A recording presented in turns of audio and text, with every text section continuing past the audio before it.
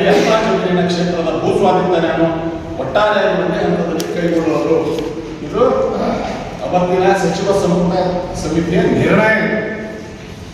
ಗೋವಿಂದ ಕಾರಜೋಳ ಅವರು ಮೊನ್ನೆ ಹೋರಾಟ ವೇದಿಕೆ ಬಂದು ಬಹಳ ವೀರಾವೇಶದಿಂದ ಸವಾಲು ಹಾಕಿ ಎಲ್ಲಿದೆ ತೋರಿಸ್ರಿ, ಯಾವುದೋ ಒಂದು ಸಭೆಗಳು ಮಾತಾಡಿದ್ರು ಮೀಟಿಂಗ್ ಒಳಗೆ ನಾವು ನಿರ್ಣಯ ಮಾಡಿ ಅಂತ ಹೇಳಿ ತೋರಿಸ್ರಿ, ನನ್ನ ಸಂಸತ್ ಸದಸ್ಯ ಸ್ಥಾನಕ್ಕೆ ರಾಜೀನಾಮೆ ಕೊಡ್ತೀನಿ ಅಂತ ಹೇಳ್ತೀನಿ.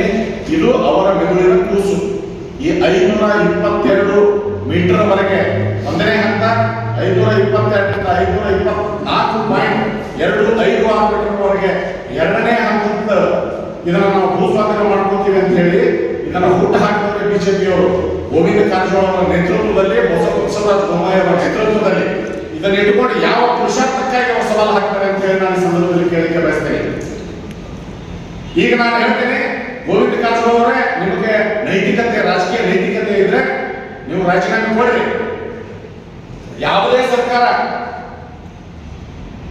ಇವತ್ತಿನ ಸರ್ಕಾರ ಆಗಿರ್ಬೋದು, ಯಾವುದೇ ಸರ್ಕಾರ ಆಗಿರ್ಬೋದು, 2012 2013ರಲ್ಲಿ ಕೃಷ್ಣಾ ನ್ಯಾಯಾಲಯದ ತೀರ್ಪು ಬಂತು. ಇಲ್ಲಿಯವರೆಗೂ ಕೂಡ ಕೇಂದ್ರ ಸರ್ಕಾರ ಅಂತಿಮ ನೋಟಿಫಿಕೇಶನ್ ಮಾಡಿಲ್ಲ, ಫೈನಲ್ ನೋಟಿಫಿಕೇಶನ್ ಮಾಡಿಲ್ಲ. ಇವರೇನು ಬಸವರಾಜ ಬೊಮ್ಮಾಯಿ ಆಗಿರ್ಬೋದು, ಗೋವಿಂದ ಕಾರಜೋಳ ಆಗಿರ್ಬೋದು, ಕೇಂದ್ರ ಸರ್ಕಾರ ಮೇಲೆ ಒತ್ತಡ ಹೇಳಿ ರಾಷ್ಟ್ರೀಯ ಯೋಜನೆ ಘೋಷಣೆ ಮಾಡಿಸಿ ಬೇಕಾಗಿರ್ತಕ್ಕಂಥ ಹಣವನ್ನು ಮೀಸಲಿಡಿಸುವಂತ ಕೆಲಸವನ್ನು ಮಾಡಬಹುದಲ್ಲ. ಒಟ್ಟಾರೆಯಾಗಿ ನಮ್ಮ ಅಭಿಪ್ರಾಯ ಏನಂತ ಹೇಳಿದ್ರೆ, ಈ ಭಾಗದ ರೈತರ ಮತ್ತು ಸಂತ್ರಸ್ತರ ಸಮಸ್ಯೆ ಬಗೆಹರಿಬೇಕು ಅನ್ನೋದು. ಅದರ ಬದಲಾಗಿ ಹೋರಾಟದಲ್ಲಿ ಕೂಡ ರಾಜಕಾರಣ ಮಾಡತಕ್ಕಂಥ ಕೆಳಮಟ್ಟದ ಒಂದು ಬುದ್ಧಿಮಟ್ಟವನ್ನ ಬಿಜೆಪಿಯ ನಾಯಕರು ಪ್ರದರ್ಶನ ಮಾಡೋದನ್ನ ಬಿಡಬೇಕು ಅಂತ ಹೇಳಿ ನಾನು ಈ ಸಂದರ್ಭದಲ್ಲಿ ಆಗ್ರಹಿಸ್ತೇನೆ.